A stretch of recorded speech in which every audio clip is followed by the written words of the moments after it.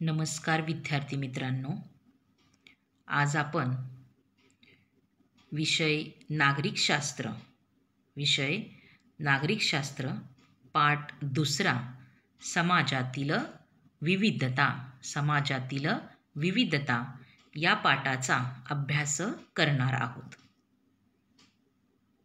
प्रस्तावना. भारतीय समाजात अनेक विविध भाषा, धर्म, संस्कृती, चालीरीती, परंपरा आहेत. ही विविधता आपले सांस्कृतिक वैभव आहे. मराठी, कन्नड, तेलुगू, बंगाली, हिंदी, गुजराती, उर्दू अशा अनेक भाषा बोलणारे लोक आपल्या आजूबाजूला असतात. ते वेगवेगळ्या पद्धतींनी सणवार, उत्सव साजरे करतात. त्यांच्या चालीरीती वेगवेगळ्या असतात. आपल्या देशातील हे विविध समूह वर्षानुवर्ष एकत्र राहत असल्यामुळे त्यांच्यात एकतेची भावना निर्माण झाली आहे. भारतीय समाजातील विविधतेचा अभ्यास आपण या पाठात पाहणार आहोत. पहा की समाजातील विविधता या पाठातील अभ्यास घटक. 1. विविधता हीच आपली ताकद. 2. धर्मनिरपेक्षतेचे तत्व. 3. आपल्या जडणघडणीत समाजाचा सहभाग. 4. समाजाचे नियमन या सर्व घटकांचा आपण समाजातील विविधता या पाठामध्ये अभ्यास करणार आहोत. पहा की सुरुवातीचा जो मुद्दा आहे तो आहे विविधता हीच आपली ताकद. विविध समूहाच्या बरोबर राहणे म्हणजे सहअस्तित्व अनुभवणे होय. विविध समूहांच्या बरोबर राहणे म्हणजे सहअस्तित्व अनुभवणे होय. अशा सहअस्तित्वामुळे आपल्यातील सामंजस्य वाढते. त्यामुळे परस्परांच्या चालीरीतींशी व जीवन पद्धतींशी आपली ओळख होते. आपण एकमेकांच्या जीवन पद्धतींचा आदर करायला शिकतो. इतरांच्या काही प्रथा, परंपरा आत्मसात करतो. यातून समाजात एकोपा वाढतो.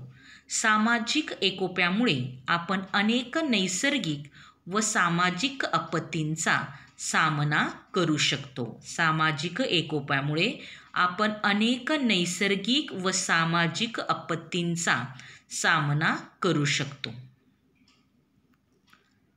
पहा तुमच्या समोर जे चित्र दिसत आहे ते आहे विविधतेने नटलेला भारत. भारतीय समाजामध्ये अनेकविध भाषा, धर्म, संस्कृती, चालीरीती, परंपरा आहेत. ही विविधता आपले सांस्कृतिक वैभव आहे.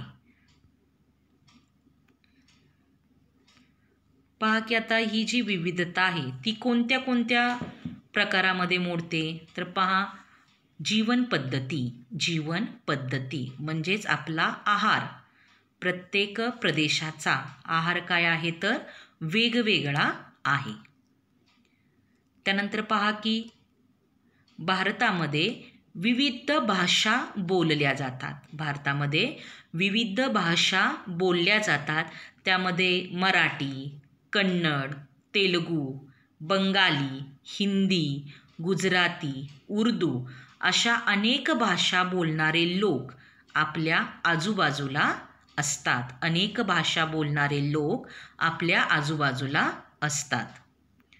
त्यानंतर पहा की सण उत्सव म्हणजेच वेगवेगळ्या पद्धतीने सण उत्सव साजरे करतात. वेगवेगळ्या पद्धतीने लोक सण उत्सव साजरे करतात. त्यांच्या पूजा उपासनेच्या चालीरीती या काय आहेत तर वेगवेगळ्या आहेत. त्यांच्या पूजा उपासनेच्या चालीरीती या वेगवेगळ्या आहेत. त्यानंतर पहा की अजून कशामध्ये विविधता आहे, तर विविध वेशभूषा. विविध वेशभूषा याच्यामध्येही आपणास विविधता असलेली आढळून येते. त्यानंतरचा जो मुद्दा आहे तो आहे धर्मनिरपेक्षतेचे तत्व. धर्मनिरपेक्षतेचे तत्व. पहा की भारतीय समाजात विविध धर्माचे लोक राहतात. भारतीय समाजात विविध धर्माचे लोक राहतात. त्यांच्यातील परस्पर सामंजस्य वाढीस लागावे व सर्वांना आपापल्या श्रद्धेनुसार उपासना करण्याचे स्वातंत्र्य असावे, यासाठी आपल्या संविधानात महत्त्वाच्या तरतुदी केलेल्या आहेत. आपल्या संविधानात महत्त्वाच्या तरतुदी केलेल्या आहेत. पहा, तुमच्या पुढे जे चित्र दिसत आहे ते आहे संविधानाचे. आता पहा की संविधान म्हणजेच काय, तर पहा कोणताही देश नियमांच्या आधारे चालतो. कोणताही देश नियमांच्या आधारे चालतो. देशाच्या कामकाजासाठी निरनिराळ्या नियमांची गरज असते. ते नियम एका पुस्तकात अंतर्भूत केलेले असतात. त्या नियमांच्या संचाला राज्यघटना किंवा संविधान असे म्हणतात. परत एकदा पहा, कोणताही देश नियमांच्या आधारे चालतो. देशाच्या कामकाजासाठी निरनिराळ्या नियमांची गरज असते. ते नियम एका पुस्तकात अंतर्भूत केलेले असतात. त्या नियमांच्या संचाला राज्यघटना किंवा संविधान असे म्हणतात. आणि संविधान हा देशाचा मूलभूत कायदा असतो. सर्व कायदे संविधानापेक्षा दुय्यम असतात. संविधान हे शासन चालवण्याचे साधन आहे आणि संविधानाच्या चौकटीत शासनाचे सर्व घटक कार्य करतात. 26 जानेवारी 1950 पासून संविधानाची अंमलबजावणी करण्याचा निर्णय घेण्यात आला आणि त्यानुसार भारताचा राज्यकारभार संविधानानुसार सुरू झाला.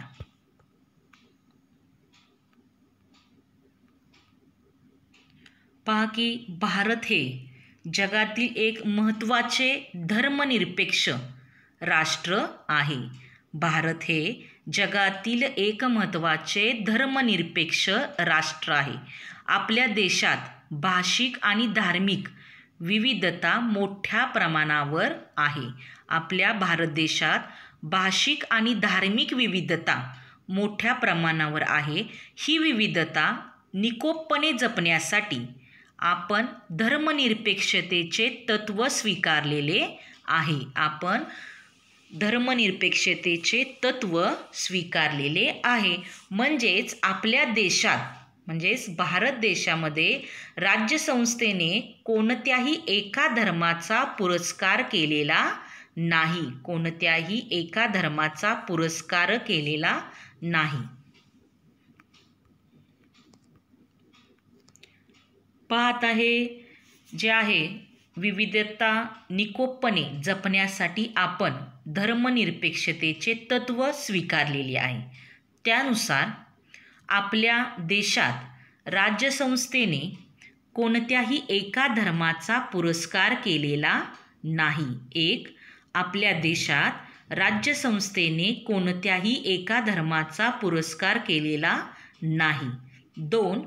प्रत्येक व्यक्तीला आपापल्या किंवा आपल्या पसंतीच्या धर्माची उपासना करण्याचे स्वातंत्र्य आहे. प्रत्येक व्यक्तीला आपापल्या किंवा आपल्या पसंतीच्या धर्माची उपासना करण्याचे स्वातंत्र्य आहे. 3.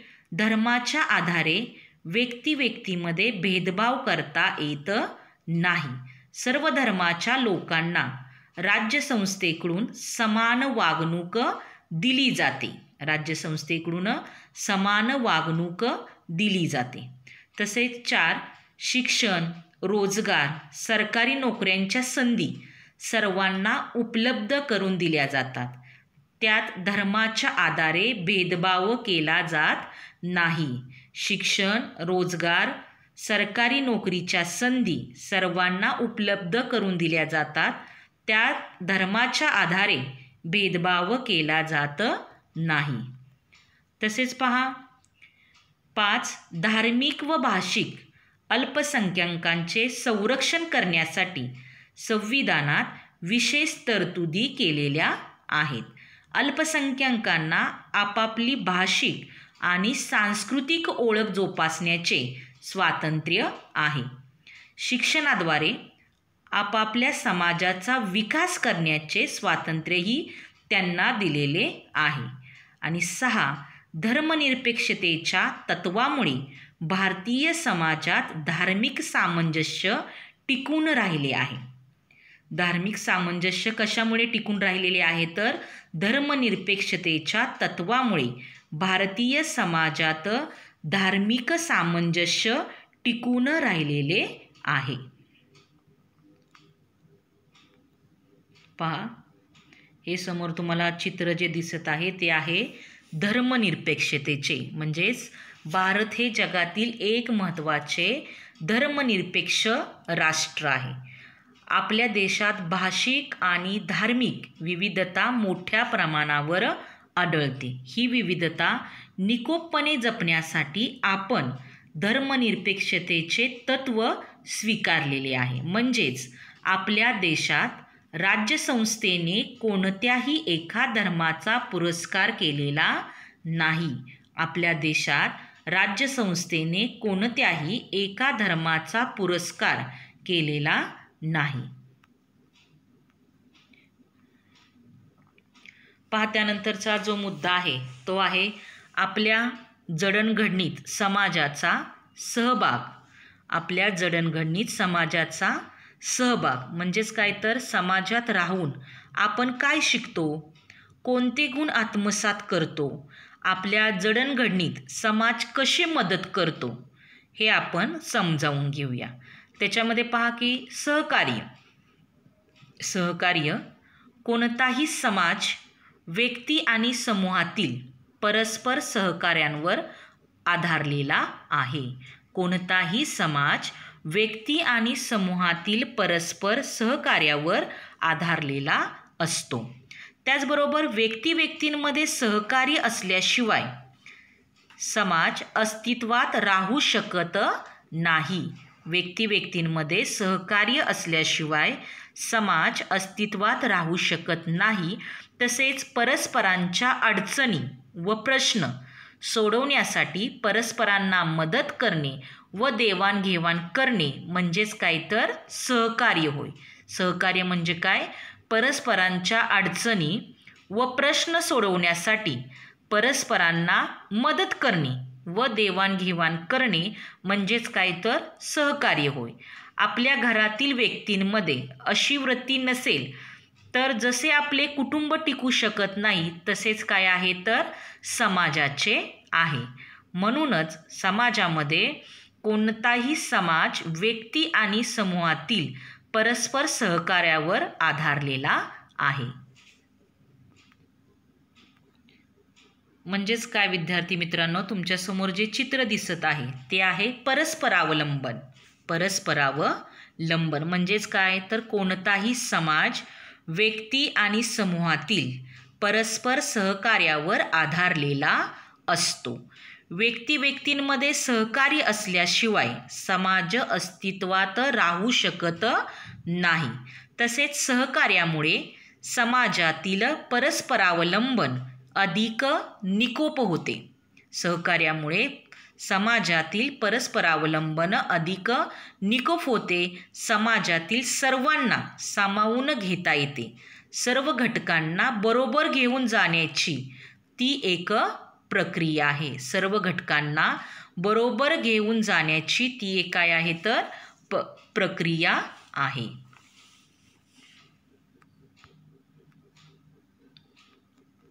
पहा, जर समाज संघटित असेल, एकमेकांचे सहकार्य असेल, त्यामुळे काय होणार आहे?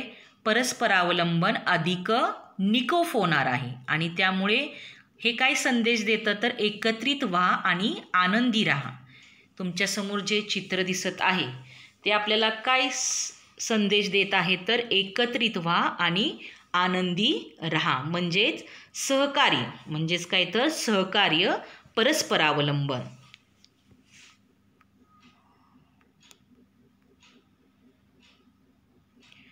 त्यानंतरचा जो मुद्दा आहे तो आहे सहिष्णुता आणि सामंजस्य.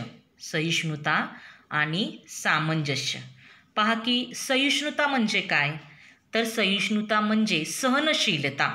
सहिष्णुता म्हणजे सहनशीलता, आपल्यापेक्षा वेगळा असणारा दृष्टिकोन, मतप्रवाह मान्य करणे म्हणजे काय सहिष्णुता होय. सहिष्णुता म्हणजे सहनशीलता, आपल्यापेक्षा वेगळा असणारा दृष्टिकोन, मतप्रवाह मान्य करणे म्हणजे सहिष्णुता होय. तसेच पहा की समाजात जसे सहकार्य असते, समाजामध्ये जसे सहकार्य असते तसेच कधीकधी मतभेद, वाद आणि संघर्षही निर्माण होतात. व्यक्तींमधील मते, विचार आणि दृष्टिकोन जुळले नाहीत तर वाद संघर्ष निर्माण होऊ शकतात. वाद संघर्ष केव्हा निर्माण होतात तर व्यक्तींमधील मते, विचार आणि दृष्टिकोन जुळले नाहीत तर वाद संघर्ष निर्माण होतात. एकमेकांविषयी असणारे पूर्वग्रह किंवा गैरसमज, एकमेकांविषयी असणारे पूर्वग्रह किंवा गैरसमज हेही संघर्षाचे कारण असू शकते. तसेच तडजोड आणि समझोता यांच्याद्वारे व्यक्ती संघर्षाचे निराकरण करायला शिकतात.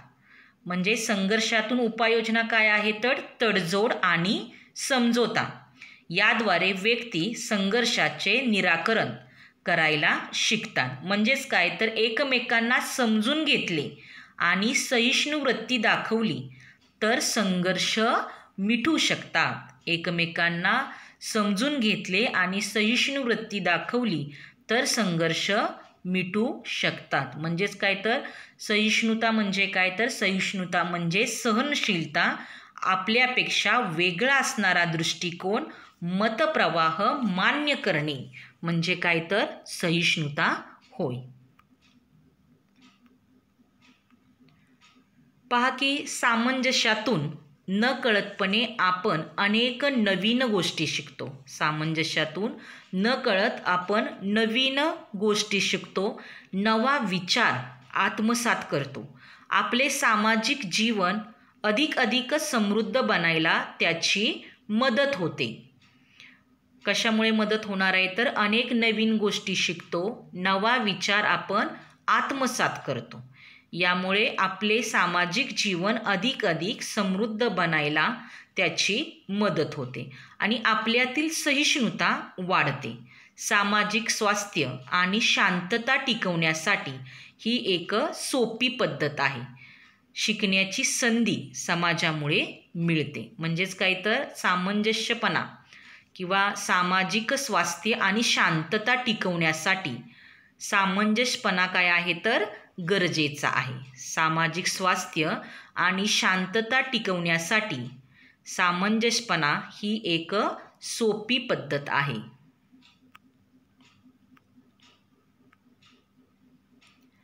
त्यानंतर पहा की विविध भूमिका पार पाडण्याची संधी.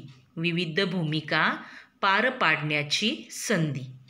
समाजात आपल्या वाट्याला अनेक भूमिका येतात. समाजामध्ये आपल्या वाट्याला अनेक भूमिका येतात. एकच व्यक्ती अनेक भूमिका पार पाडत असते. एकच व्यक्ती अनेक भूमिका पार पाडत असते. प्रत्येक भूमिकेच्या काही जबाबदाऱ्या आणि कर्तव्य ठरलेली असतात. परत एकदा पहा, समाजात आपल्या वाट्याला अनेक भूमिका येतात. एकच व्यक्ती अनेक भूमिका पार पाडत असते. प्रत्येक भूमिकेच्या काही जबाबदाऱ्या असतात आणि कर्तव्य ठरलेली असतात. मग कुटुंबात आणि बाहेर आपण या भूमिकांमुळे अनेकांशी जोडले जातो. कुटुंबात आणि बाहेर आपण या भूमिकांमुळे अनेकांशी जोडले जातो. आपल्या भूमिकांमध्ये अनेकदा बदल होत असतो. म्हणजे व्यक्ती एकच असते, व्यक्ती एकच असते पण ती वेगवेगळ्या भूमिका करते. म्हणजेच आपल्या भूमिकांमध्ये अनेक वेळा बदल होत असतो. मग ते कुटुंब असो किंवा बाहेर असो, यामध्ये आपल्या भूमिकांमध्ये अनेक वेळा बदल होतो. आता पहा त्या कोणत्या भूमिका आहेत. तुम्हाला जे चित्र समोर दिसत आहे, आता या काय आहेत तर विविध भूमिका पार पाडण्याची संधी. एकच व्यक्ती आहे पण या विविध भूमिका पार पाडत असते. या चित्रावरून तुम्हाला ते स्पष्ट होते. पहा, जो मध्यभागी दाखवला आहे त्याच्यामध्ये काय दिलेलं आहे, तुम्ही. मग तुम्ही कोणकोणती भूमिका पार पाडता. विद्यार्थी विद्यार्थिनीची भूमिका पार पाडता, आई बाबांचा मुलगा किंवा मुलगी म्हणून भूमिका पार पाडता, आजी आजोबांची नात किंवा नातू याची भूमिका तुम्ही पार पाडता, शालेय मित्रमंडळ सदस्य, त्यानंतर वर्ग प्रतिनिधी म्हणून भूमिका निभावता, त्यानंतर खेळाडू, त्याचबरोबर स्वच्छता दूत आणि बालमित्र संघाचे सभासद. म्हणजे इथं एकच व्यक्ती आहे आणि ही एकच व्यक्ती कुटुंब किंवा आपल्या कुटुंबात आणि बाहेर या भूमिकांमुळे अनेकांशी काय केलेलं आहे तर जोडला गेलेला आहे. आणि आपल्या भूमिकांमध्ये अनेकदा काय होत असतात तर बदल होत असतात. अनेकदा बदल होत असतात. म्हणजेच समाजात आपल्या वाट्याला अनेक भूमिका येतात. एकच व्यक्ती अनेक भूमिका पार पाडत असतो. प्रत्येकाच्या भूमिकेच्या काही जबाबदाऱ्या आणि कर्तव्य ही काय आहेत तर ठरलेली आहेत. कुटुंबात आणि बाहेर आपण या भूमिकांमुळे अनेकांशी जोडले जातो आणि आपल्या भूमिकांमध्ये अनेकदा काय होत असतो तर बदल होत असतो. हे तुम्हाला या चित्रावरून दिसून येईल. हे चित्र कशाचे आहे तर विविध भूमिका पार पाडण्याची संधी.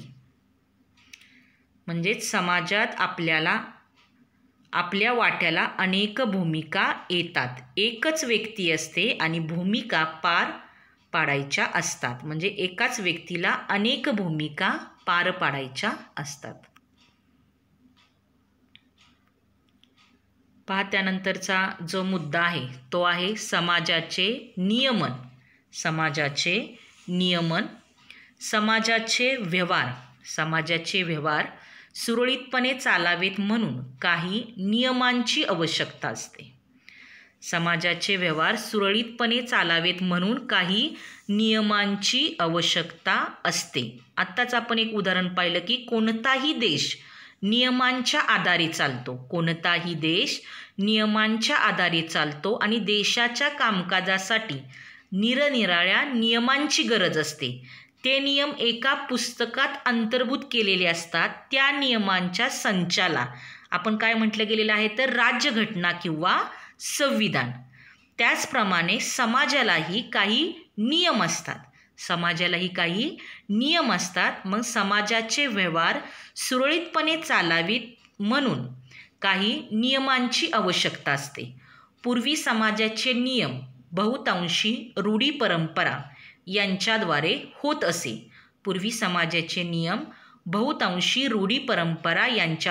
होत असे. परंतु आधुनिक समाजाचे नियमन रूढी परंपरेबरोबरच कायद्यानेही करावे लागते. आधुनिक समाजाचे नियमन रूढी परंपरेबरोबरच कायद्यानेही करावे लागते.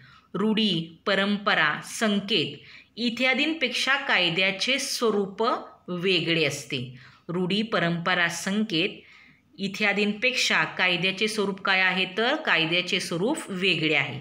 आणि या सर्व बाबींच्या आधारे आपल्या समाजाचे नियमन अनेक संस्था व संघटना करतात. आपल्या समाजाचे नियमन अनेक संस्था व संघटना करतात. स्थानिक पातळीवर असणाऱ्या शासन संस्थाही समाज नियमांच्या कार्यात महत्त्वाची भूमिका पार पाडतात. स्थानिक पातळीवर असणाऱ्या शासन संस्थाही समाज नियमांच्या कार्यात महत्त्वाची भूमिका पार पाडतात.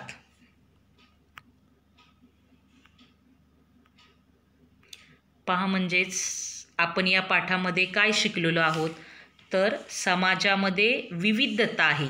भारतीय समाजामध्ये विविधता आहे. तसेच भारतीय समाजात अनेकविध भाषा, धर्म, संस्कृती, चालीरीती, परंपरा आहेत.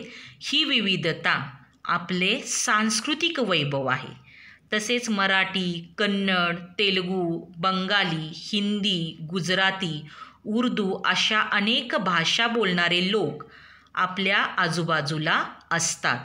प्रत्येकाच्या वेगवेगळ्या पद्धतींनी सणवार उत्सव साजरे करतात. त्यांच्या पूजा उपासनेच्या चालीरीती या काय आहेत, तर वेगवेगळ्या आहेत. विविध ऐतिहासिक वारसा असलेले प्रदेश आपल्या देशात आहेत. त्यांच्यात विविधतेची देवाणघेवाण आहे. आपल्या देशातील हे विविध समूह वर्षानुवर्ष एकत्र राहत असल्यामुळे त्यांच्यात एकतेची भावना निर्माण झाली आहे आणि भारतीय समाजातील एकता यातून दिसून येते. भारतीय समाजातील एकता यातून दिसून येते. म्हणजे समाजातील विविधता हा काय संदेश देते, तर एकत्रित व्हा, आनंदी रहा. एकत्रित व्हा, आनंदी रहा. हा तुमचा आजचा अभ्यास असणार आहे. स्वाध्याय सर्व विद्यार्थ्यांनी हा स्वाध्याय सोडवायचा आहे. हा तुमचा आजचा अभ्यास आहे. धन्यवाद.